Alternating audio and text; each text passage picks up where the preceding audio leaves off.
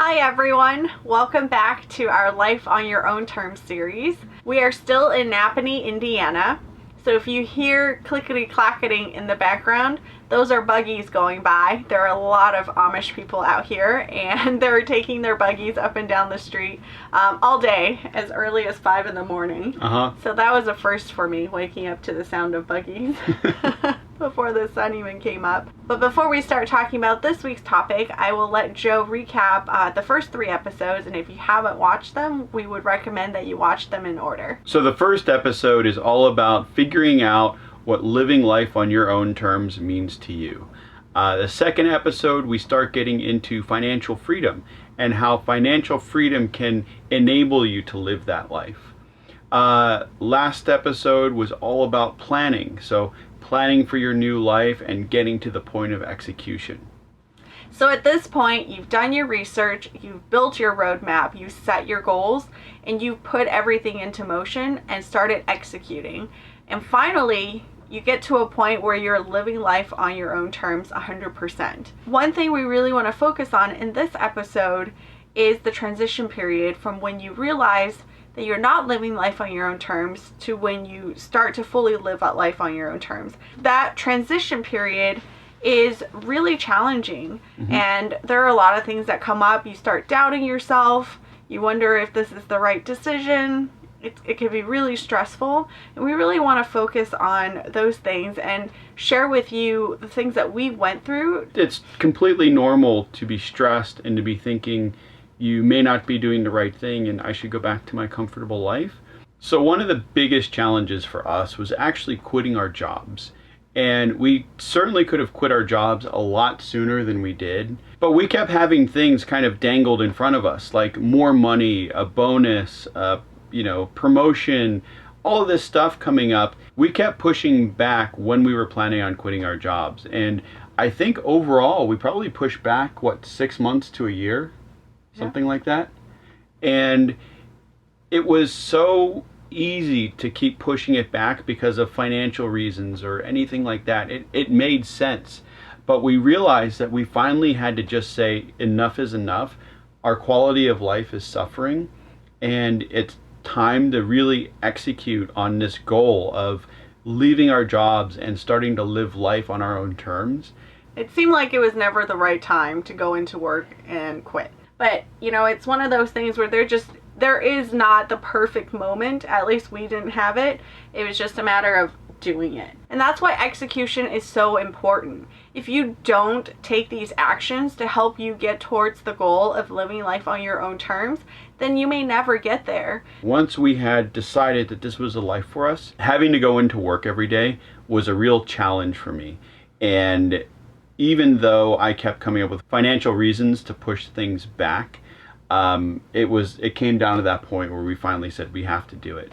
I think the other item that was very similar to that was actually buying the RV.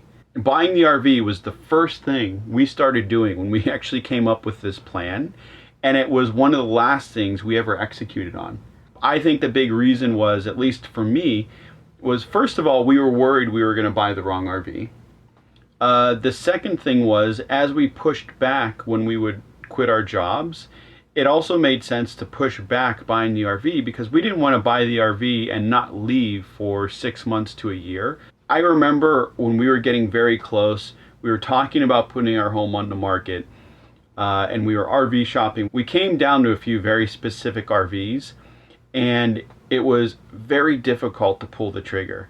I remember when we got to the lot and saw this RV, we walked inside of it, both of us looked at each other and said, this is the one. The problem was we actually talked about leaving the dealership, going home and talking about it to see if it was the right decision and everything else. And I think I finally looked at Kate and I said, we need to do this. And I knew if we walked away, they'd probably sell the RV, something would happen. We just needed to get this done.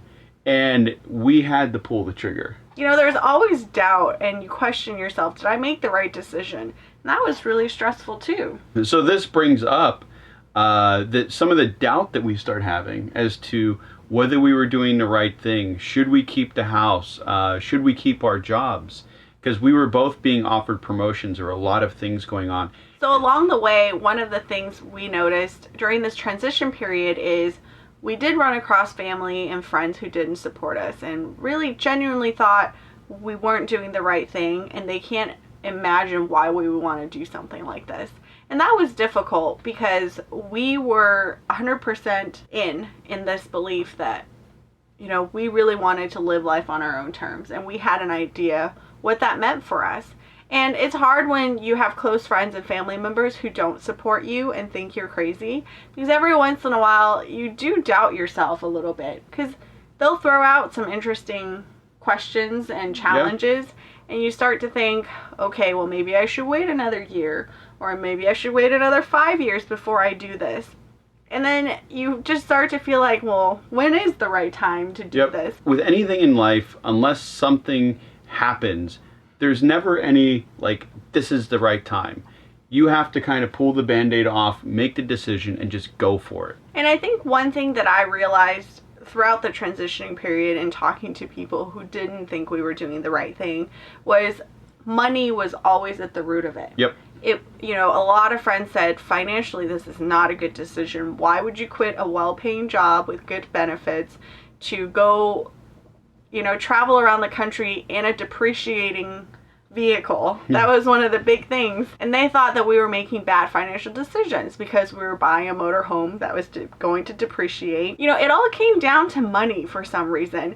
And for us, we knew that living life on our own terms meant we wanted to be financially free, to not have to focus on having gobs of money, you know, to live that lifestyle in the corporate rat race that we didn't want anything to do with anymore. So we realized that we don't need much money to live a really good life on our own terms. Yeah, because one thing you'll run into is all the friends who were, or family too, who were bringing up the financial aspects, so money, money, money. They were thinking of everything in terms of their lives. And that's the thing you'll realize the most is when people start bringing this up, they're not thinking about you. They're thinking about themselves and how they live, and they're kind of projecting on you. So, you know, they're thinking about their big mortgage, their credit card bills, all their auto payments, everything financially that they have going out, you know, saving for their kids' college and all this stuff. And they think about that, and they think that there's absolutely no way they could quit their job, because I guarantee you most of those people would love to quit and just travel for the rest of their lives, but they're too afraid to do it because they think that they have to keep making money to support all of this stuff in their life. And you finally figured out ways around that, and you finally figured out how to live your own life without someone else telling you how to live it. And I think that's scary for them. I think they're projecting on you how afraid they are about it. And, you know, to be honest, I was afraid. I was scared. I was really stressed, especially towards the end when we were getting close to selling the house, quitting our jobs, leaving the motorhome. It is a really scary time, but in the end, it's totally worth it. The big thing for us about living life on our own terms that we really believe and stand behind is, you know, for us that meant detaching ourselves from material possessions and really focusing on experiences and living life in the moment now, and enjoying happiness now. So for us, we don't need all the things that we used to have or thought we needed. You know, that in itself made us free, and it really showed the difference in us and the people that were really not understanding what we're doing. I think back, and one of the big changes in my mind was getting rid of things. That was really hard for me to do. I loved riding my motorcycle, but I had to sell it. And I could have sold it at any time. It was sitting in the garage, but I waited probably until, like a week or two before we left to actually sell the bike. It was because it was a very emotional thing, and it was hard for me to let go. And it was just getting into the mindset of, I don't need this stuff anymore. I have what I need.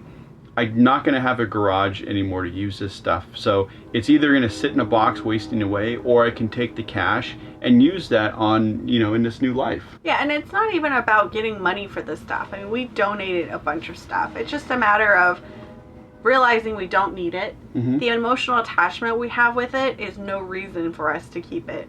And that's why we got rid of everything. The other big challenge for us during the transition period was figuring out what to do with the house that we owned. The options were to sell it or rent it. We kept going back and forth. There were reasons to sell, there were reasons to rent. But ultimately, we knew we never wanted to go back to California. We have no interest in going back and living there. As we started planning for life on our own terms, we always knew we would leave and live somewhere else if we settled down. Mm-hmm. So, not wanting any association with California anymore, we decided to sell the house. And ultimately, that's what helped us make the decision. A lot of people told us it made more financial sense to rent it, have that income. But ultimately, we had to do what's right for us. Had we kept the house, we would have been burdened with not only worrying about all the bills and everything that come along with that, but also having renters in there who were paying their rent. Having to maintain the house, having to deal with issues that came up, all the insurance, everything else, a company or a person who could manage the house for us while we're on the road. And there's a lot of things there that were going to clutter our lives as we were on the road. So even though it didn't make the most financial sense, selling it for us was the biggest benefit emotionally. When we got on the road, and we drove down the street in our motorhome and we said goodbye to our former life and started fully living life on our own terms, it was very clear to us that we had made the right decision, and everything leading up to it, all the stress, the heartache, it was worth it 100%. Mm-hmm. Because now that we've been living life on our own terms, it is so freeing and rewarding to be able to dictate exactly what we want to do every day and how we want to do it. I think this is like any point in your life where you make a huge change or a transition into something else. When you're going through that period, it is really stressful, but once you get there and you realize what's happening, all of that goes away and you realize you made the right decision. And this is no different. You are making a whole change in your life, and there is going to be a lot of stress and a lot of things that go along with it that aren't pleasant at first. Once you start living that life, it is fantastic.